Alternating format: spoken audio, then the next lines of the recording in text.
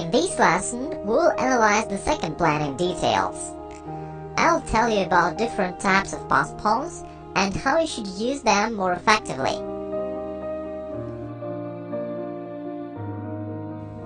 Here is the first example, and it's the white's turn. What should white do now? The position is quite complex and white has a lot of ideas. White can attack the d3 knight and push it away. White may try to capture the h3 bishop, black has the back rank problem, and so on. Now I'll tell you one very important thing.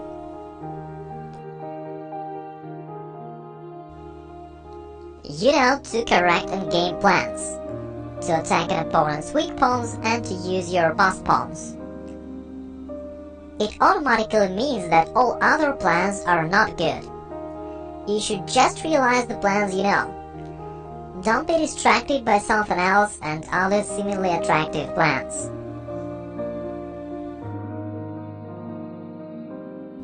In this position, white has the passed pawn a2. In such positions, you should always try to push the pawn forward. This should be your initial thought when you look at such a position. If you can't push the pawn right now, you should ask yourself, how I can prepare it to push my passed pawn on the next turn. If you realize this plan very insistently, you will definitely get great results. So in the game, white played a4. Bishop h4, threatening bishop takes f2, so white has to protect the pawn. Bishop e3, f5, g takes, g takes.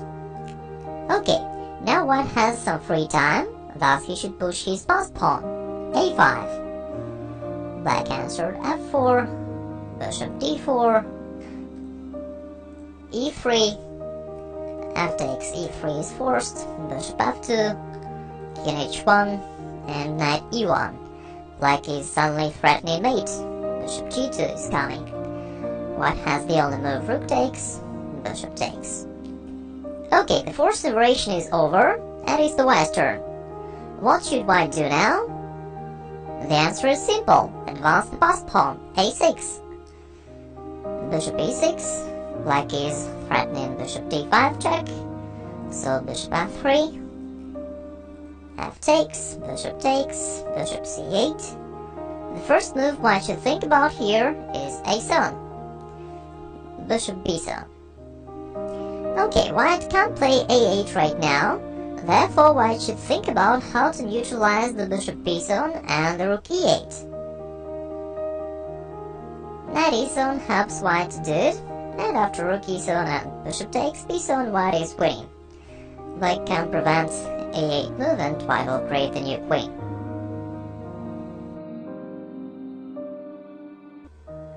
In this game, black had a strong counterplay. White was able to gain a victory only because of his persistence. White focused himself on the advancement of his passed pawn and realized this plan successfully after all. Okay, in this game we have seen a separate passed pawn.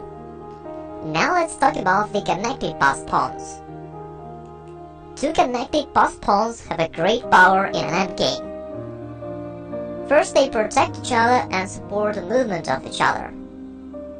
Next, they control all the squares forward and not allow the opponent to blockade them. This allows them to go forward even without a piece's support. The next idea, they often can bring you a new queen. Usually your opponent can blockade a single passed pawn. At least he can sacrifice a piece for that pawn. Two connected passed pawns often can bring you a new queen. It's even not simple for an opponent to sacrifice a piece for them.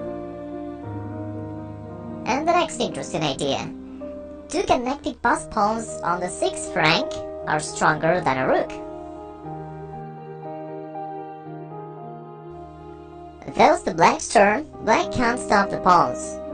After something like rook e1, e7, king g2 and d7, white will promote the pawn.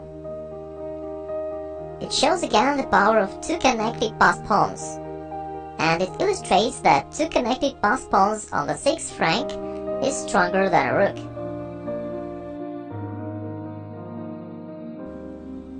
If you know that two connected passed pawns on the 6th rank are stronger than a rook, you should easily find the wise combination. Knight d8, rook d7, knight takes f7, rook takes f7, and e6. Black has two rooks against white's passed pawns, but he can't stop them anyway. For example, after rook f8 and d7, white is threatening e7.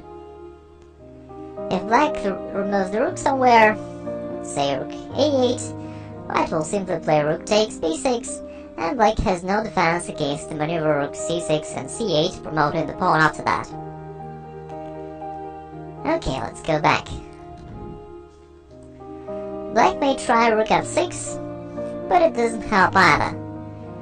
Then white will push e7, rook e6, and rook takes b6. On the next move, white will play rook b8, and then e8 queen. And this will bring white a great material advantage. Okay, let's go to the next example.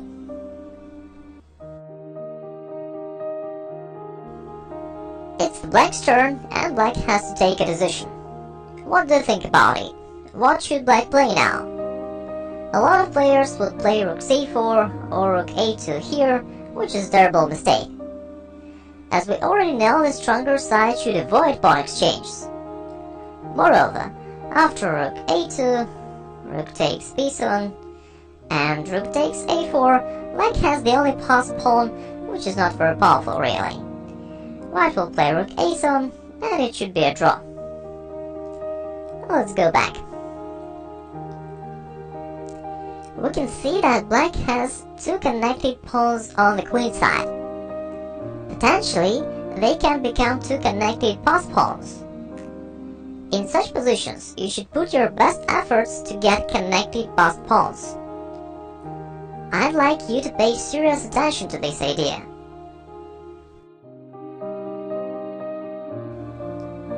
One of the main winning plans in an endgame is to create connected passed pawns. As you know, the main way for a win in an endgame is to promote a pawn.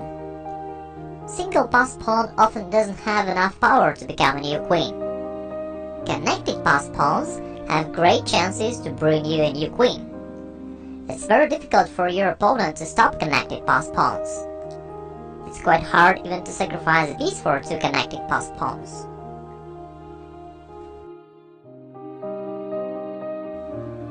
Let's imagine that there is no pawn on a4 and black has two connected passed pawns. In this case, white has no chances. White can sacrifice a rook only for one pawn, but the second one will become a queen anyway. We may conclude that two connected passed pawns can guarantee you a win.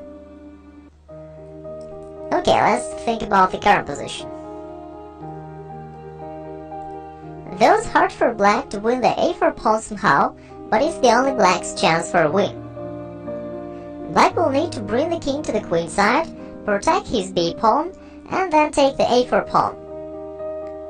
During this time, white will take a pawn or even two pawns on the king side. However, black shouldn't worry about it too much. Two connected passed pawns should guarantee a black's win. Let's imagine the game continuation. First, black should play rook b2 to save the b7 pawn. Then he needs to attack the a4 pawn, so black will play rook b4 and b6. I'll make a moves for white just to see the black's plan. By the way, white has no real plan anyway. So black will play rook b4 and then b6. White will answer rook b7 to keep the pawn b6 under the attack. After that, black needs to transfer the king to the queen side.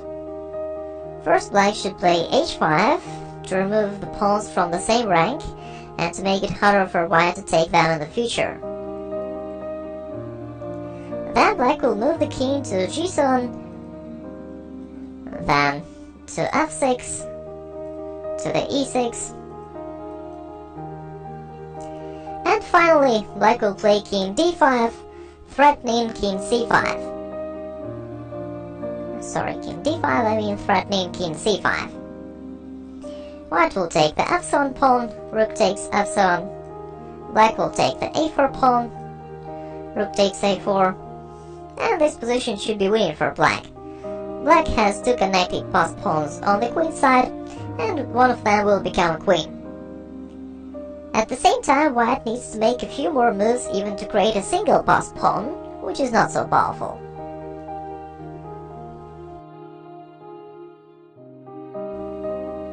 I hope that you caught the key idea. One of the main winning plans in an endgame is to create connected passed pawns. That's why it makes sense to do it even if it's hard to realize this plan. Two connected passed pawns can guarantee you a win. Okay, let's talk about the next type of passed pawns, a protected passed pawn. It's a passed pawn which is protected by another pawn.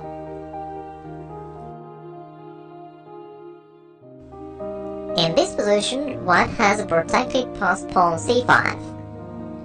Such passed pawns give you a stable long-term advantage, because your opponent can't neutralize it somehow. When you have a separate passed pawn, your opponent can try to attack it and to capture it. When you have a protected passed pawn, your opponent has nothing to do about it. Okay, there are two main plans in the positions with a protected passed pawn.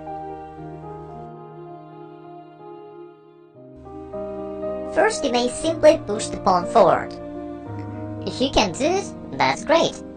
However, often your opponent is blockading your pawn and you can't push it so simply. Then you need to use the second plan. You should start attacking another weakness, perhaps on the other side of the board. Your opponent has to use some pieces to keep control over your passed pawn. If you start an attack on another side of the board, you'll be able to easily get an advantage there. You can use all your pieces there, while your opponent only a part of them. That's why the second plan is very effective. Here you shouldn't hurry up with the advancement of your passed pawns. This threat will always keep your opponent under pressure, and you may wait for the most favorable situation for you.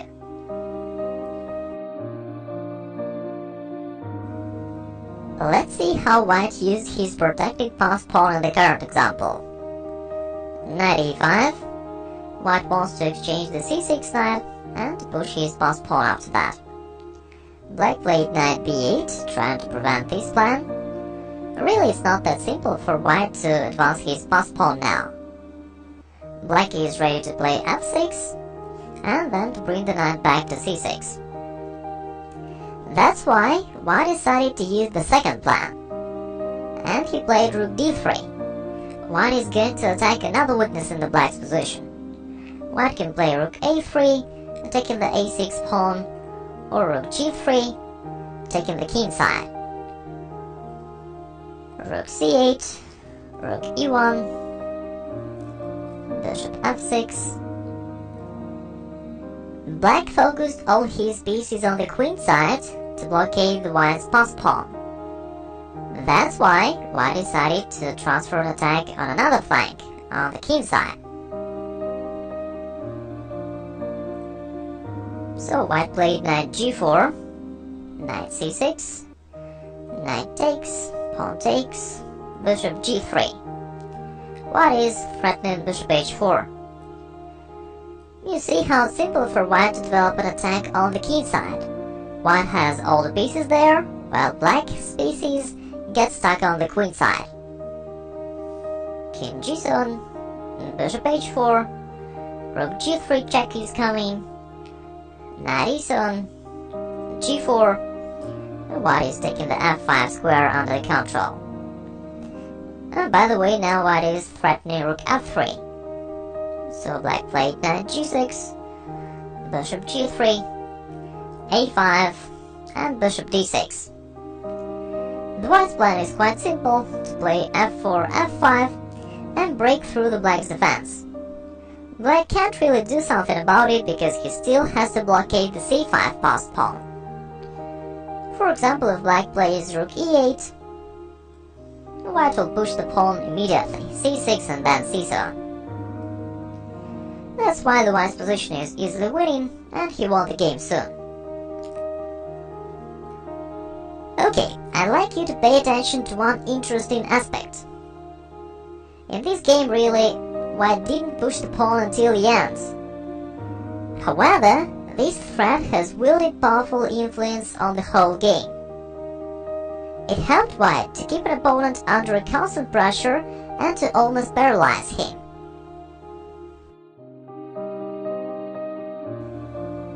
The next type of passed pawns is a distant passed pawn. It implies that a passed pawn or a potential passed pawn is on another side of the board comparing to an opponent's king.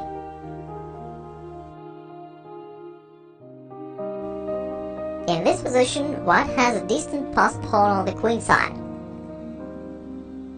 The white's plan is quite simple. White will create a passed pawn on the A file. This will force black to move the king there to blockade the pawn, and during this time white will take the black's pawns on the king side. We have already analyzed very similar plan for the positions with a protected passed pawn. Your passed pawn deflects the opponent's pieces and allows you to develop an attack on another side. In both cases, you shouldn't push your passed pawn too early. This threat is keeping your opponents under a constant pressure, and you should wait for the most favorable situation to execute the threat.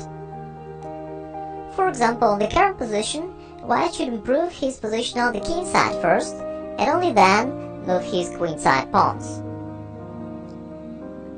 In this case, something like this may happen.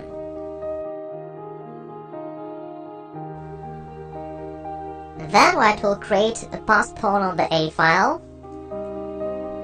deflect the black's king, and will quickly promote a pawn on the king side. White will go with king there, take the black's pawn, and promote his own pawn. This example is certainly very simple.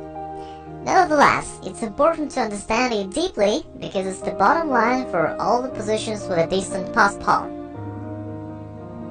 Since we have analyzed this plan already, I will not say much about it. I'll tell you only one important practical rule here. It's not a well-known idea, so please pay attention to that.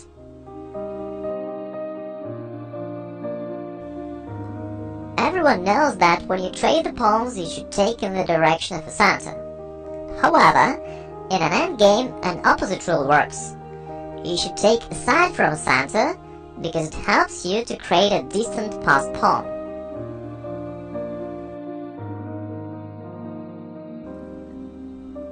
In this position, black took a takes b3. In a middle game, you should take in the direction of the center, a takes b3.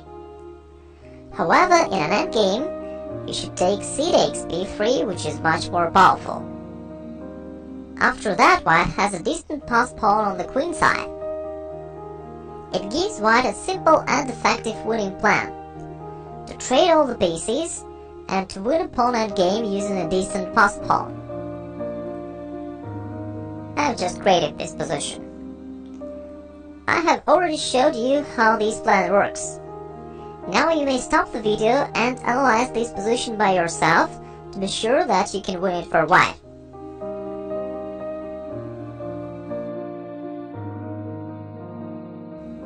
The last thing I'd like to discuss in this lesson is a pawn majority. That's not a passed pawn actually, but it will give you a passed pawn in the future. That's why these topics are very closely connected. Therefore, the rules for a passed pawn and for a pawn majority are very similar. The first rule states, if you have a pawn majority, you should push it forward. A pawn majority is your advantage, and you certainly should use it. The second rule, you should move a pawn without a counterpart first of all. This is the easiest way to create a passed pawn. Nemtsovich called a pawn without a counterpart a candidate pawn. Well, it doesn't matter how to call it, it's important to push it.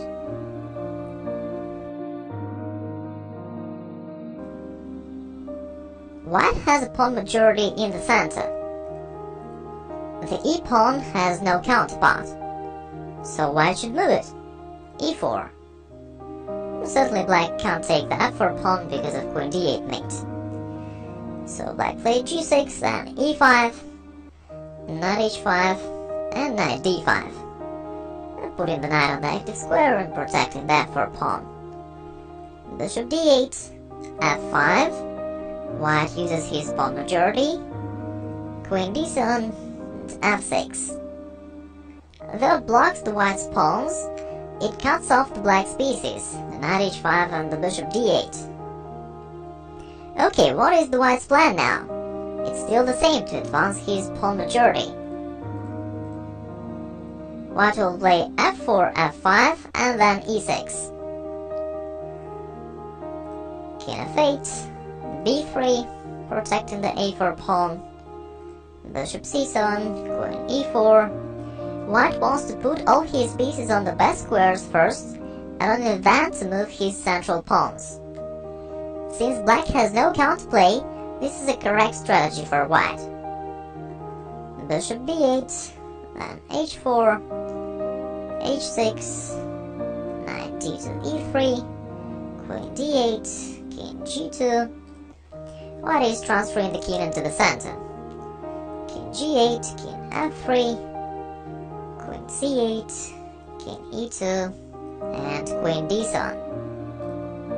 White plays all the pieces on the most active positions and now starts realizing his main plan to advance his pawn majority. He played queen g4 and after queen d8 f4, a6, f5, queen e8, f takes g6, f takes. Finally white got two connected passed pawns and a simply winning position. Knight d5, preparing the e6 move. King f7, knight e7. Now white is threatening to take the g6 pawn. Black has no sufficient defense, and black should resign here. The only thing white really did in this game is that he advanced his pawn majority. It was enough for a convincing win. Okay, let's finish with that and draw the conclusions.